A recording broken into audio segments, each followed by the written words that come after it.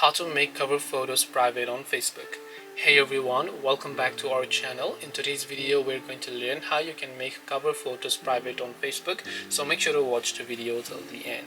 So basically, when you open up the Facebook application, you come to your profile page. Here you can see a cover photo. Now if I tap on it, then I tap on the see cover photo option, then I tap the three dots option. Here you can see there is no option to edit privacy or anything like that.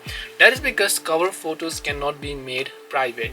Cover photos are also just like your profile picture. That's just how people are going to see. Even if you make your whole account private, people might not be able to see your bio, the details and the post, but they will be able to see two things, that is your profile picture and your cover picture. So these are the two things that you cannot make private on Facebook whatsoever. Of course, you can just try to lock your profile if that's what you think, but that is also not going to ultimately hide it. The only thing you can do is to simply completely delete it, and after you delete it, no one else will be able to see it. So I hope this video helped you. If you have got any questions, then feel free to also leave them down below. Thank you for watching till the very end of this tutorial, and see you soon in the next video.